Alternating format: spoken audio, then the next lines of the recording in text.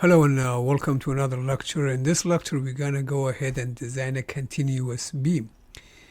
You're looking at the floor plan, and we're going to, the floor plan number, let's go between number 4 and 5, or number 4 is fine too, and A, B, C, D. So you got the beam continues over a three-span continuous beam. The slab on top of the beam is a 6-inch slab, and the beam is supported on a girder of A, B, C, D as you see it, and they are symmetrical about the center line of the building, and normal weight concrete 4,000 psi, and a steel, both tension steel and regular steel, is a 60,000 psi. The first bay is a 33.5, and the other middle one is a 30, and then the other one is a symmetric with the first one. And also the beam are spaced at 15 feet apart.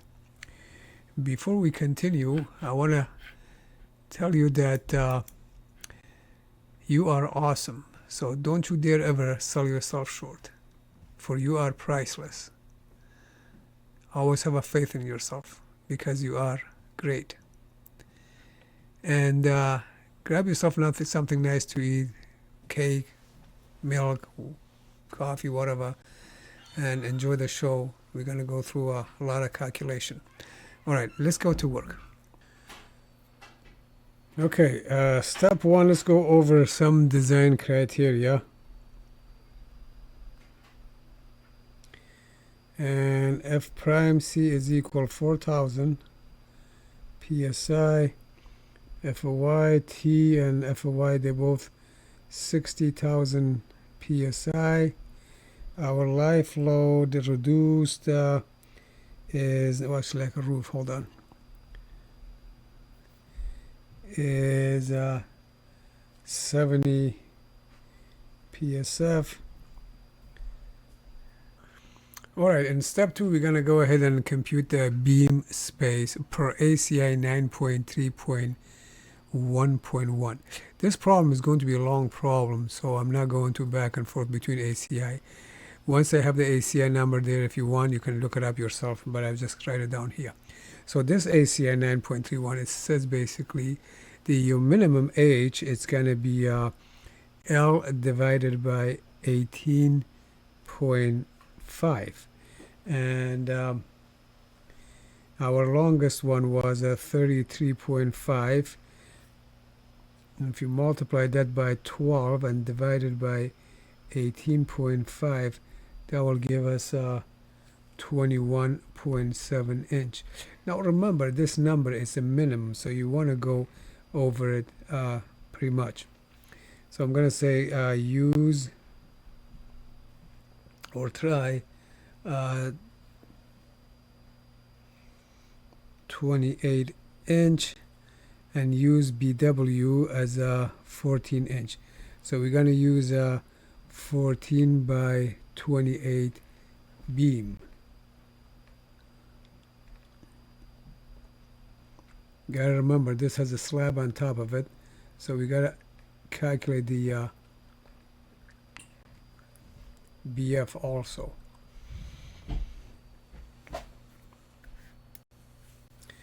Okay, so the beam weight,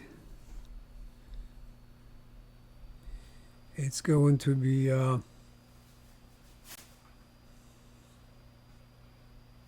WB, that's a 14 by 28, divide that by 144 times 150 pound per cubic feet concrete, and that will give us 275 pound per foot.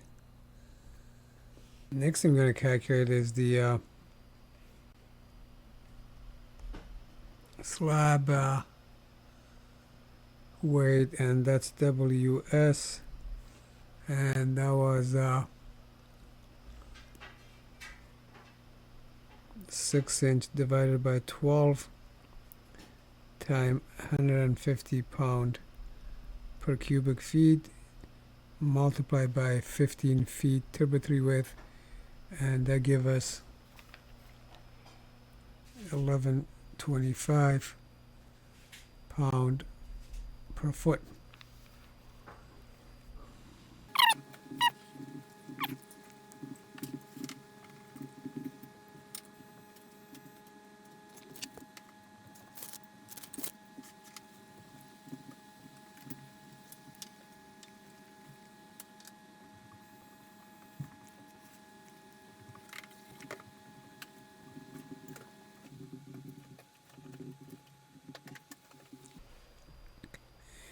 So the flange width per ACI 9.2.4.2 and 6.3.2, it's going to be either a lesser of all these three values.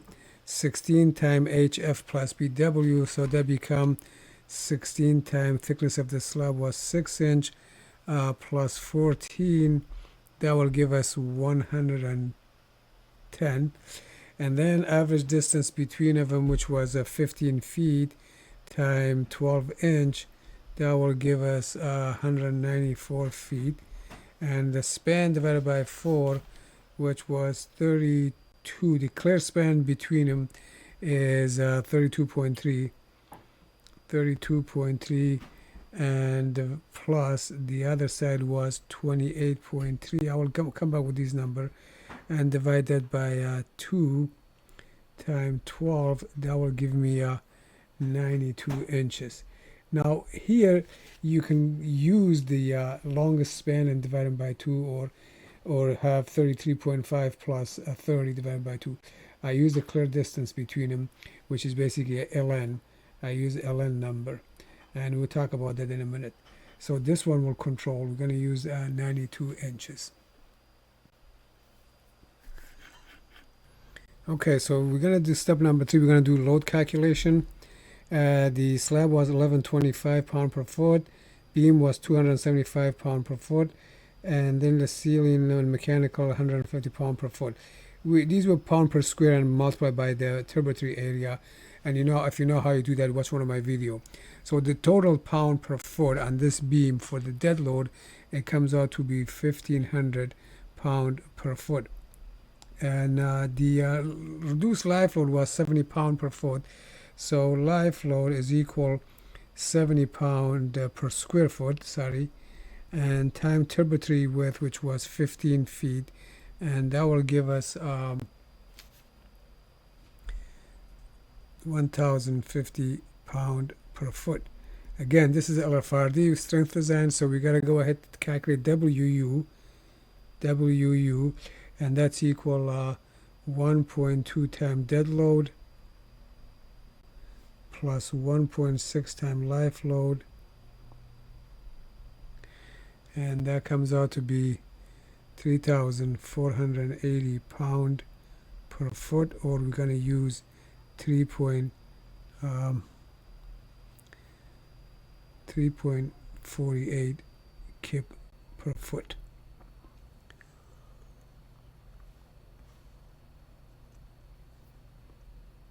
This is a control basically on ASC 722. There are two load combinations. One is 1.4 times dead load. The other one is this one, which will control. So I didn't write the other one down. Okay, in step number 4, we're going to do analysis. This is our beam right here. As you can see, the load came out to be uniform distributed load across all three beams, came out 3.48 kip per foot. And a clear distance, which called LN, is a clear distance between from the face of the support between each span, came out to be 32.3, 28.8, 32.3. LN is basically the distance minus the column is a 14 inch. So our column, it's a 14 inch column, and if you do that, the clear distance comes out. We need that. Now, when we have a beam like this, you need to draw the shear and moment diagram. And there are a number of ways we can do this. The best way is if you use a shear moment diagram using like a technique, computer analysis, or if you remember when we took structural analysis, we did a bunch of method to calculate indeterminate beam, like slope deflection, moment distribution, stuff like that. However, the ACI allows to use a method called approximate method.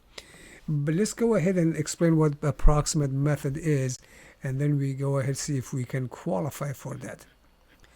So I'm going to go through my PowerPoint quickly. Approximate analysis is basically if you have a beam and it's indeterminate, you can use the deflection, what called the point of inflection is basically when you do the deflection shape and where the slope is 0 up to this point, and then they use that deflection shape.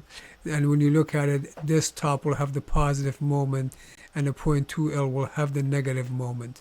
And a lot of beam design is basically done this way because it's a lot easier and it's less load calculation and better than simply supported. Simply supported uses too much load.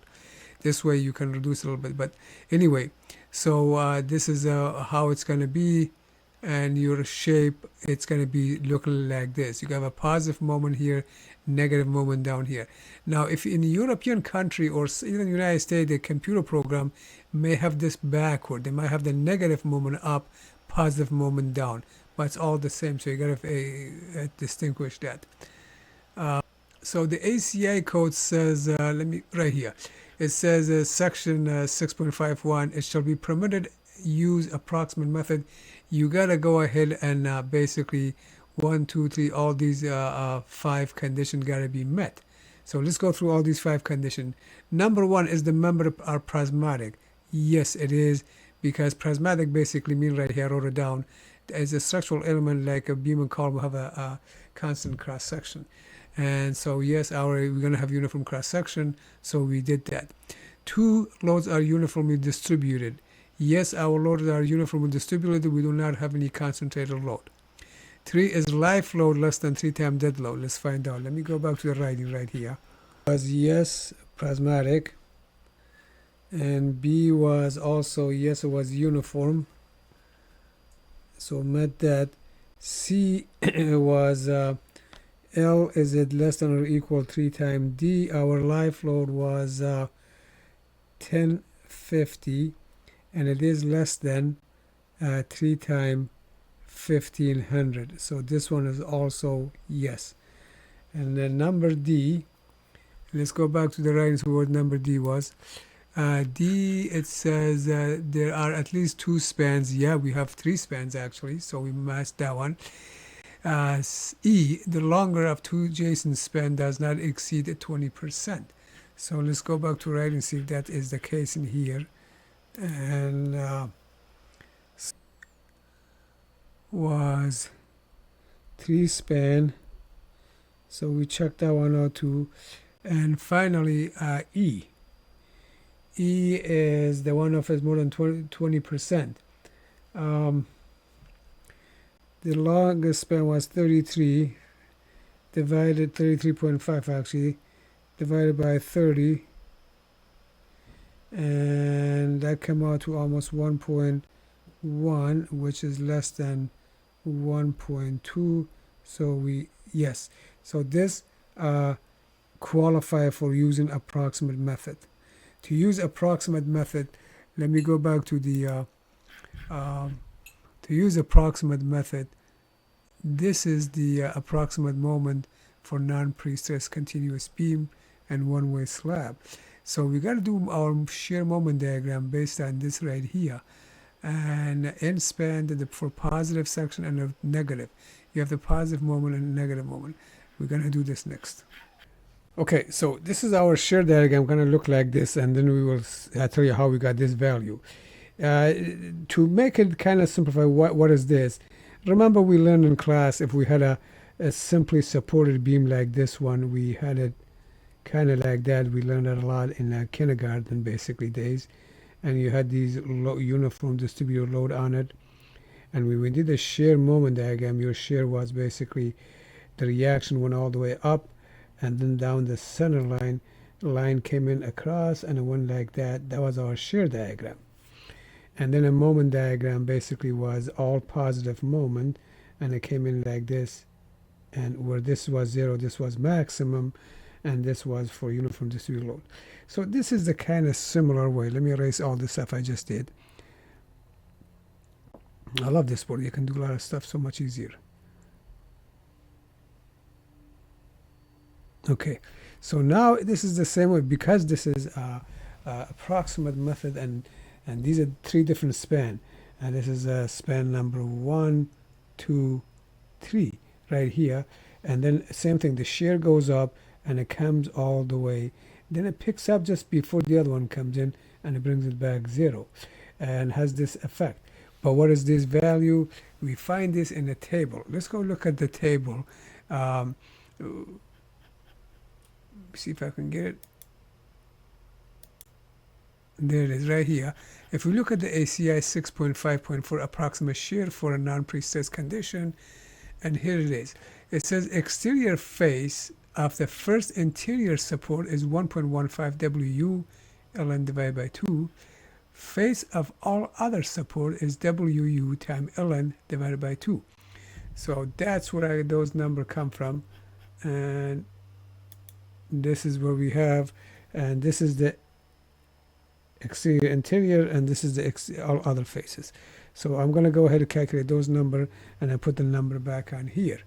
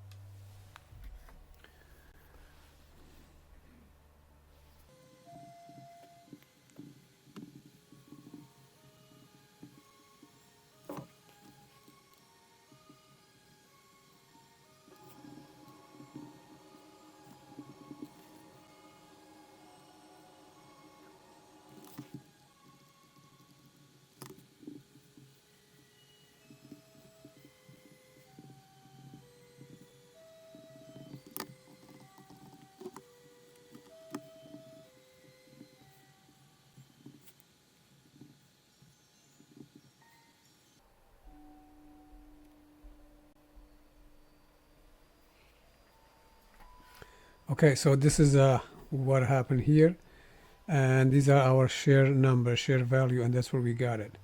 Can I take a good look at this? Now we got to move to take the same thing, go ahead and do the moment diagram. Okay, so when we're gonna go ahead and draw the moment diagram, it's gonna look like this. And where these numbers come from, let's go look at the table 6.52. You look at here, it's the moment you got positive and negative. So on the positive side, it's the round one, and the end span, it get WLN squared divided by 14, and at this continuous end, it get the WLN squared divided by 11, and all other interior will get 16. And then if you come back to the negative part, in the negative part we have what it says right here, and it could be 16 or 10 or 11. And we go back to the drawing right here, and that's what I have right here. Let me see if I can have something here.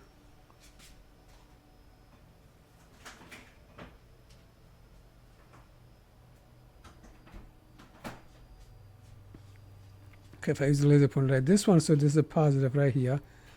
That was 14. This is was 16 right here. This is a 10. That's divided by 11 and divided by 16. And of course, these two are symmetric, so it's the same as on the other side. And what I did, I just copied this and I came over here and I calculated all the value, what they came out to. I hope I didn't make any mistake.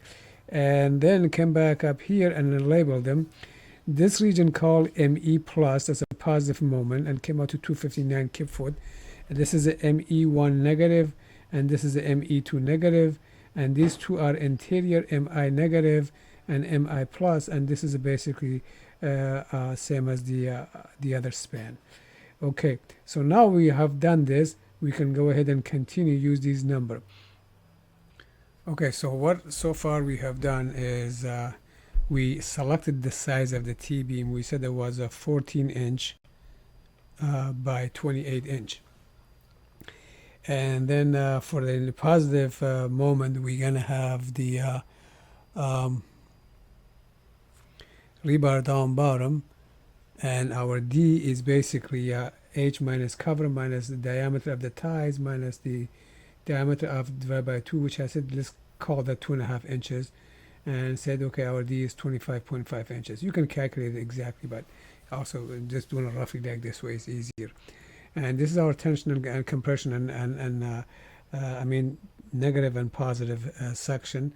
And up here we set the B effective right there. B effective, which we calculated was 92 inches. And then down is 14. So all this is all information so far we need. And the next thing I want to do, I want to check to make sure this size that we have selected, it's going to be meet the moment and the shear. Then we go ahead and work on a rebar selection.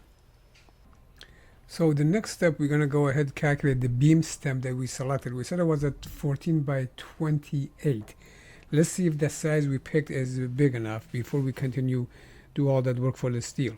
And what I'm going to do, I'm going to use the highest moment, which was 363. If you look at the moment right here, our highest moment was 363, so let's use that one and continue, see if we can find what we're looking for. Let me go to the PowerPoint and tell you what we're doing right there, and you can see it from ACI code 2. Not this one, not this one. Well, some of these initial row, we're going to use that one. We're going to use RN, and also this we're going to use omega distance, index, which is dimensional parameter that represent the ratio of the tension reinforcement to the concrete compressive force. So first we're going to go ahead and calculate initial row, and our beta 1 is 0.85, remember, for 4,000 pound concrete. F prime is at 4,000 pound, and steel is at 60. Then we calculate the omega. Then we can calculate the R, which is the concrete flexible resistance factor, and then we know R is equal this. Then we're going to come in and set BD squared if it's more than this. And I'm going to go through this quickly. So write down this equation, and I'm going to go back to the writing, and I'm going to speed up the writing so you can see it too.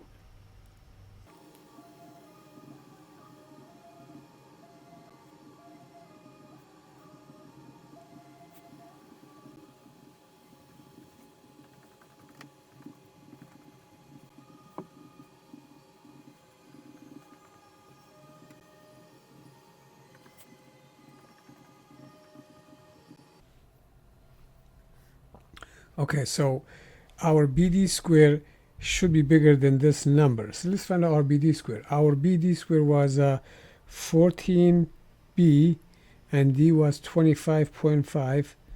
And if I square that, that comes out to be 9013, which is way bigger than this. We kind of did it maybe conservative design, but that's okay.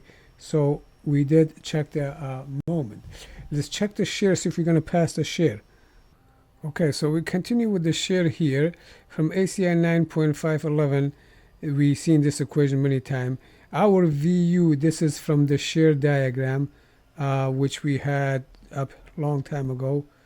From here, we picked the highest shear diagram, shear value, sorry, and that came out to be 64.6 kip. Then from ACI 22551, we're going to calculate the concrete shear capacity without the rebar, and that's the equation you've seen many times, and that comes out to be 45.1. Also from ACI, that was 22.5.1.2, the max nominal VS, and that was given by VS is equal 8 times square root of F prime C times BW D, which is equal 8 times square root of 4,000 and time 14 by 25.5, and that will give us 180.6 kip. Now you got to put a phi factor to it, so it's a phi time VN is equal, and the phi for sure was 0.75, and that's going to be combined VC plus V. It was VC came out to be 45.1 plus 180.6 times 0.75, all of them combined, and that will give us 169.3 kips. Remember, this is a capacity bigger than the load, which the load was 64, so we are okay. Then we can say the size that we select, 14 by 28, is okay. It will pass. Okay. This is pretty cool. I can talk and I can type it for me. So the next step, we're going to find the size of the stress block, and basically by sending attention to the compression within the beam cross section. What I mean, let's go back to the one of the drawing we just did a second ago. Right here, we like to find out the size of this block right there, and also the size of this block right here, up here. And how we're going to do this, so we're going to go ahead, we're going to set C is equal T, basically is 0.85 F prime C B time A equal AS time FY. So for positive, as we saw in the picture above, moment,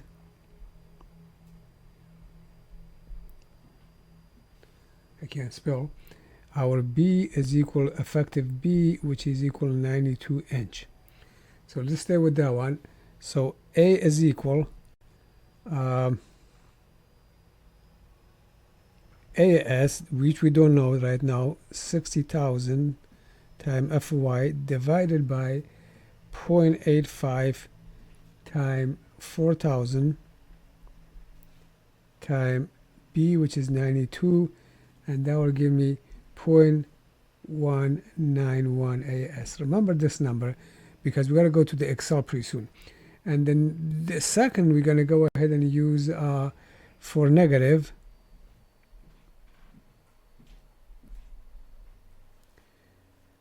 moment, our B was equal 14 inch, which was BW, and therefore our size of our block is AS times 60,000 divided by 0.85 times 4,000 times 14, and that gives us 1.26 AS.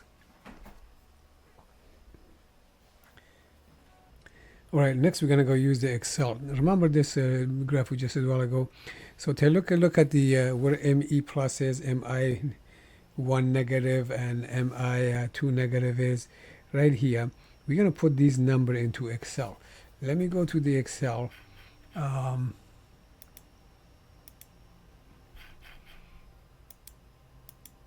Right here. So this is, I already did this. Let me just clear it out so we can do it together.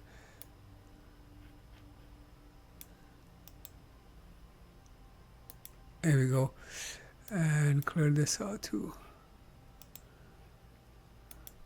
So this is the number I put in from that graph I just showed you a second ago. E1 negative, ME2 negative, M interior negative, so all negative moment are on top, and the positive moment, ME plus and M interior plus, is right here. Now we're going to go calculate the required area of steel. Let's go back to the PowerPoint, how we're going to calculate the area of steel. I have showed you in class one of the formula that I really like, and a lot of people use this. And you can use a row to calculate the area of steel, a table, that's your, or you can use the start from a minimum row, work way up, but that's a lot of work. And this equation brings this step here a lot easier. Let me see if I can bring this up PowerPoint right here. So when we do the,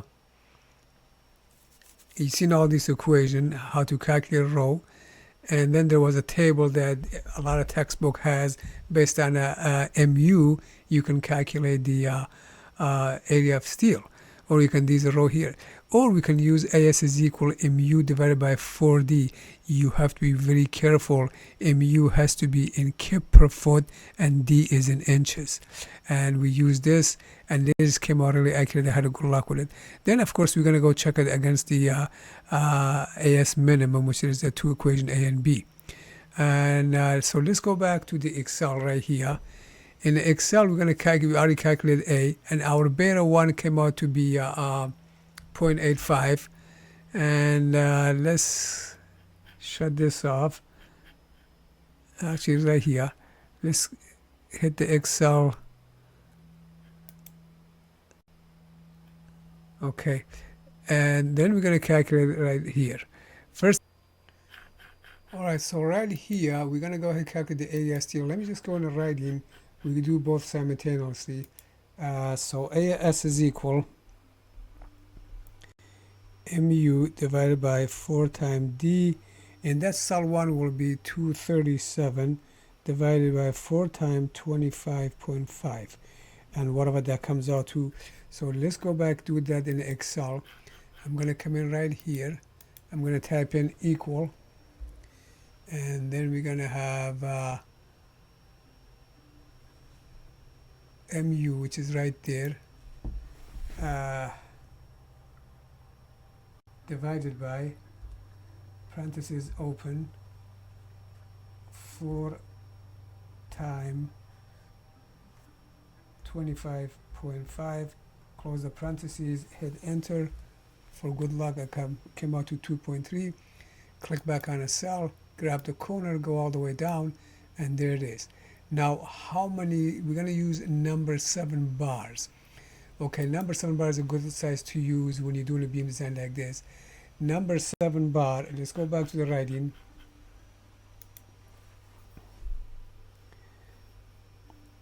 Number 7 bars, the area of number 7 bars is 0.6 inch square. Our number came out to be 2.3. If I divide by 0.6, how many that comes out to? So I'm going back to the Excel now again. And so I'm going to type in right here, equal this number divided by 0.6, enter. That means I need 3.9 bars. So I'm going to grab this corner, go all the way down. So I'm going to round it up. This is number required, how many we're going to provide. If it says 3.9, there's no such a thing as 3.9 bars. So we're going to say 4. And this one is going to be 6. This one's going to be 6 also. This one's going to be 5. And this one is going to be 3 bars. Now, and we're going to come back here and say AS provided. What was the number? So that's going to become, if the area of the, let's go back to the writing so kind of explain this a little bit better.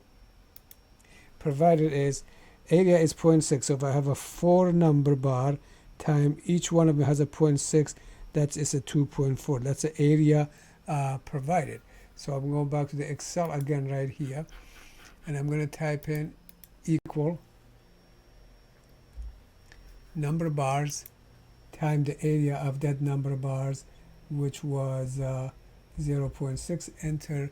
So become 2.4, and I grab this corner, come all the way down. Okay, now the size of the block, I want to know what's the size of the block. Each one of these section of the beam, let's go back to the drawing so let me explain this right here. So if I look at the beam like this, and this is the how long the beam is, and this is one end, this is one end, and goes on like this, right? And section 1, section 2, section 3. Right here it was ME negative 1. So right here we have the cross section is going to be different type of bar, and over here was the positive, was the ME plus, so the cross section is different. And here was ME2 negative, the cross section is going to be different for the bars, and so on and so forth. So now we calculate right here, right there we calculate our A comes out to be 1.26 times AS. So I'm going to come back into the Excel sheet. I'm going to say calculate A for the negative region. For the negative region was 1.26 times AS. So this is equal 1.26 times AS is right here, and click enter, and we're gonna get that. And remember, drag it down, not all the way, just to here. Then for a positive region was different. It was equal 0.191 times AS here, and enter. Okay, 0.6, and you can see that's a lot smaller in a positive region.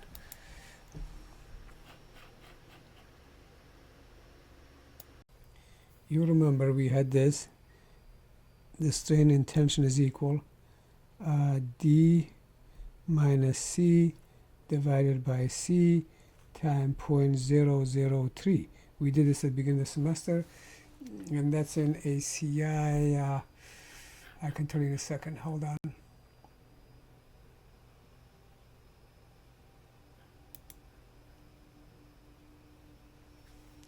I think this might be 9.3.3.1.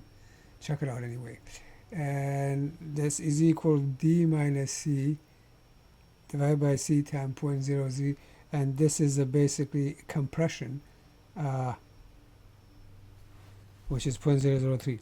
But let's figure out, first we got to calculate C, and C is equal A divided by beta 1, which is equal A, we have to, is variable, and beta 1 is 0.85. Let's go calculate this C first. I'm going to go back to my Excel right here.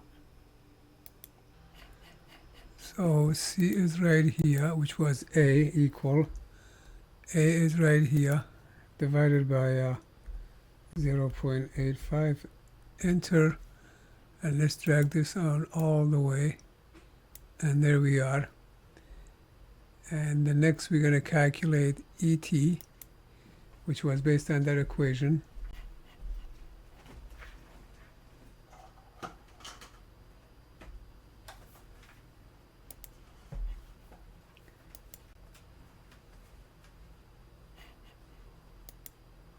Which is equal 0.003 times, parentheses open, 25.5 minus C. C was right here. Close the parentheses and divided by C again. Okay, hit enter, and we end up with 0.0185, and drag this all the way down. And then we're going to see, we're going to come up with these numbers. Then is it bigger than 0.005? And yes, it is. So it's yes all the way. Kind of strong at the bottom, really. And then we're going to calculate AS minimum. It's right here. It says the AS minimum shall be either this one or this one. So we're going to go ahead and calculate both of these two, find out which one is the larger of the two, and then we're going to use that one. Okay, let's go back to the writing, and that's what we had. So AS minimum is equal, let's change color for good luck, and this one was 3 times square root of f prime c divided by f of y, which is 3 times, no, I lied, there's a BW, time d, so it's 3 times 4,000 divided by 60,000 time 14 times 25.5. If I did that right, that's going to get 1.12. The other one was AS is equal 200 divided by FOY BWD, which came out to be 1.12. 0.19. You guys check it out. This one control, they're both the same. Which, if I go back to the Excel, so AS is 1.19, which we can really, our AS is bigger than that, we're good. So step number 7, we're going to check the share. Per ACI 22.51 VC came out like this. We've done this many times in class. So once I calculate the concrete shear capacity, and there's the equation, it became 45.16, and half of that should be less than VU, then we don't need shear. But if it's not, then we need shear. So if we continue, remember we did this diagram. We had, this is half of the beam, and the shear capacity, which is 64.6 due to the load, and that came from a shear diagram that we did earlier. And we want to find out what is the shear at the distance d from the face of the support, and this area is ln divided by 2, which comes out 16.15 is half of the beam. Then we calculate this, and we did this in class a couple of times. Basically, this is this number minus the slope of this line times this distance. That's what we did. V at the distance d came out 64.6 times the slope of the line divided time the distance d, which is in foot, and comes out to 56. So our VU at the distance d from the face of the support is 56.1, and the phi for shear is 0.75. So we calculate phi times VC, and that comes out to be 33.9 kip, which is less than 56.1, and that's a VU at that distance. Actually, half of this is less than that. So yeah, we need provide shear reinforcements per ACI. Then we calculate VU has to be less than the combination of phi times VC plus VS, and this is a VS, the steel shear capacity, the concrete shear capacity, and this is our load. And we plug in the number, it become like this: 0.75 times 45.16 plus 8 times that divided by 1000, and became 169.3.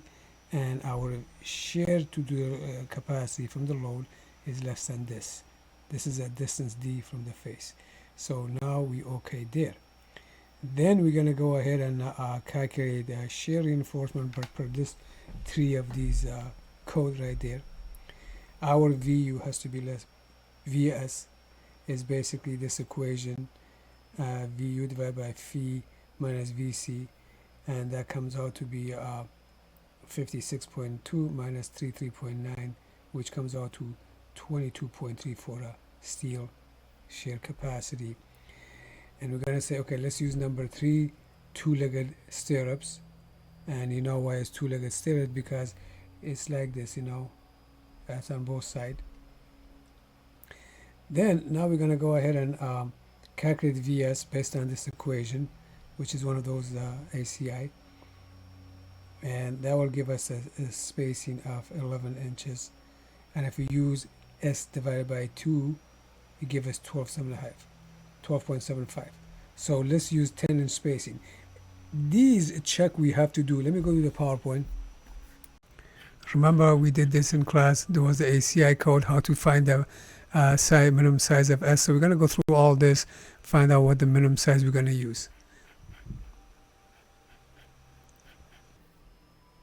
And also we had ACI 9.6.3.3 said your AV minimum divided by spacing should be bigger than or equal 0.75 times square root of F prime C BW divided by FYT, and that's equal 0.75 square root of 4,000 times 14 divided by 60,000, and that's 0.011, which we are okay, is way bigger than that. And there was another one also, it says should be this one, AV minimum, the same PowerPoint I just showed you. S has to be bigger than 50 EW divided by FYT, which is 50 times 14 divided by 60,000, and that's 0.001, which kind of control, but still we're good. So we're going to say, okay, provide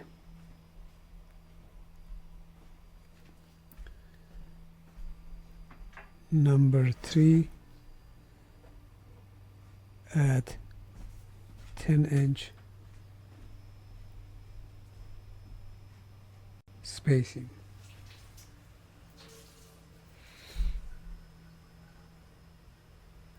To make sure that's okay, we have AV divided by S is 2 times 0.11 divided by 10-inch spacing, and that's equal 0.022 inch square per inch, which is bigger than AV minimum divided by S, which we already had was 0.01, so we're good there. Spacing is okay.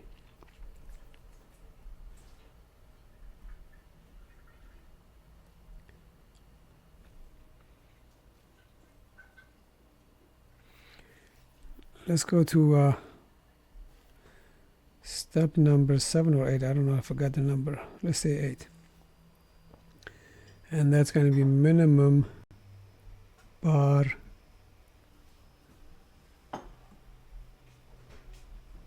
spacing, and those that come from ACI 9.7.1, 25.2.1. So what we're looking for is declare spacing between horizontal.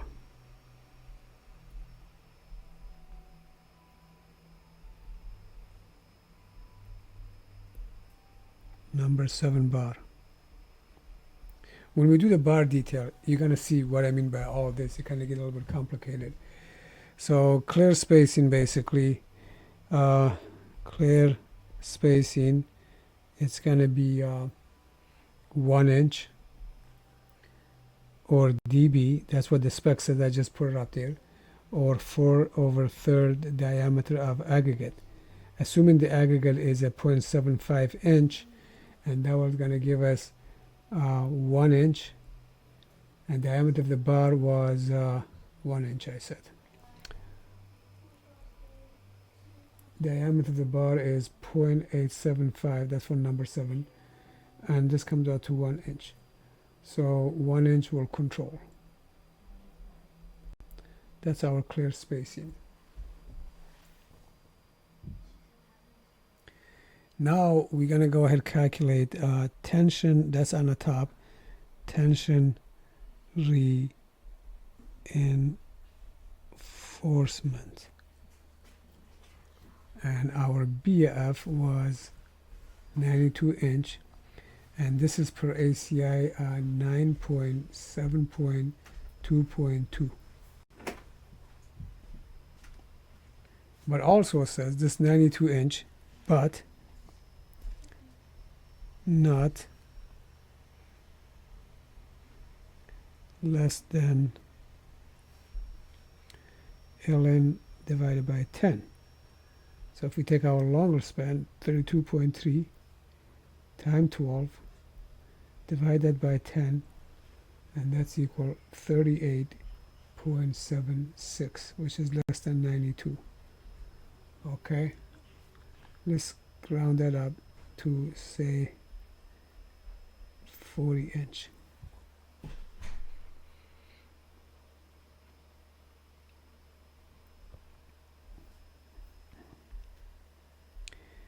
Now we're going to say because ln divided by 10 is okay, because ln our is less than our 92 inch, we need, this is, I should write this down, ln divided by 10 is less than B effective, and therefore we need number 5 bars for additional bond on outside.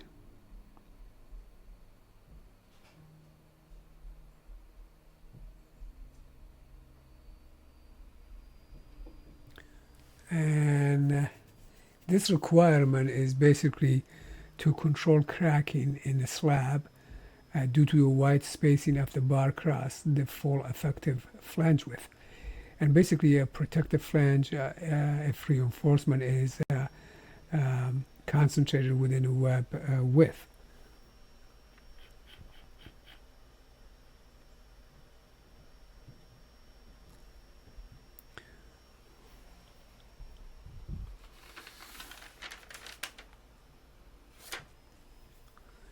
So let's lay out these spacing we're just talking about. I'm just going to exaggerate this this stem right here. This is the stem, so this will be basically this right here. This right there. And I want to do it over here so we can see it. So we're going to have the stirrups right there.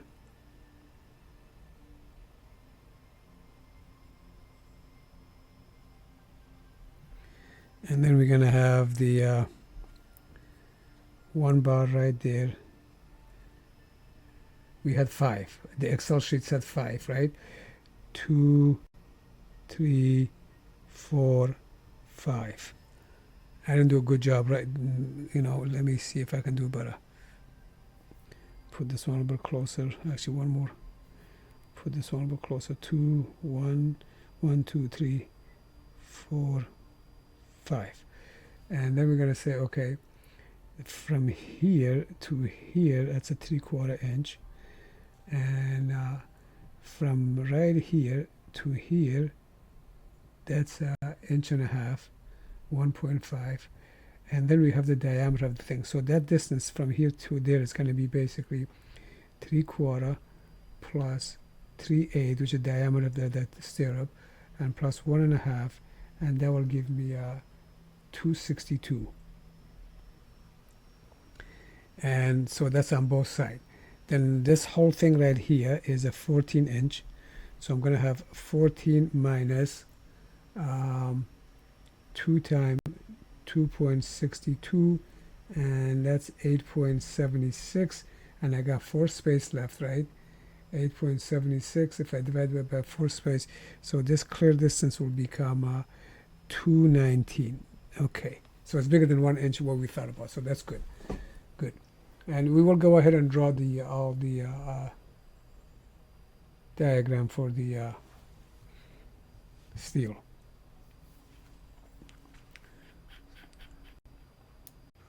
Okay, see, this is our drawing here, final drawing, but we still have to finish this problem by doing development length and check a couple other things out. But for the rebar that we calculated so far, if we look at the Excel sheet, came from the Excel sheet. If you're looking into it, the ME plus and MI plus, the positive section, and we had for the number ME plus, we had 5 number 7, and then on the top we gotta have 2 number 7 to hold these for the number stirrup at 10 inch apart.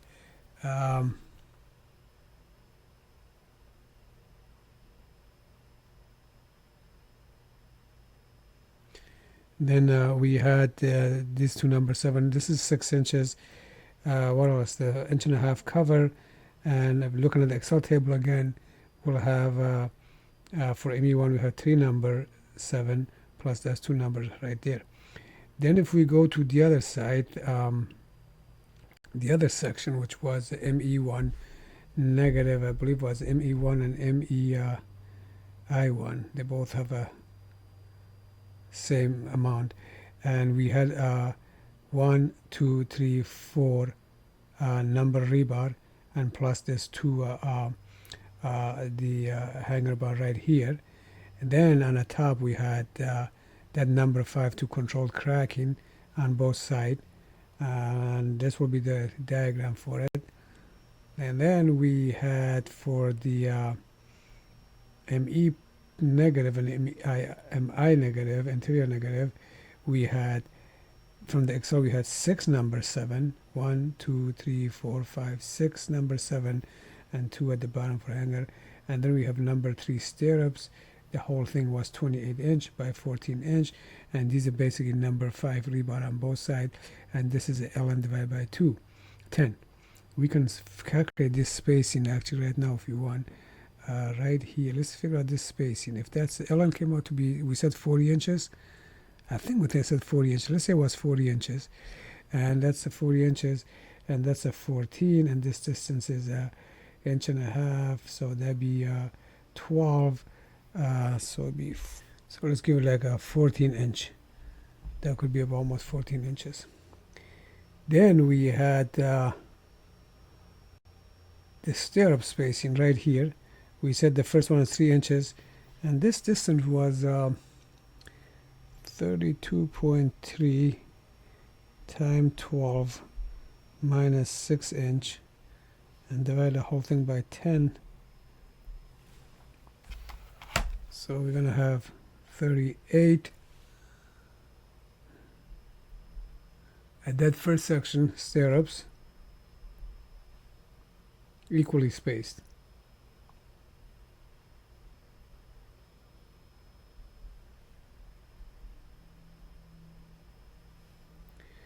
This is how we're going to do this. So this is it, and hopefully you like it. I'm sorry this video was a little bit long, but it's a good exercise. Have a good weekend.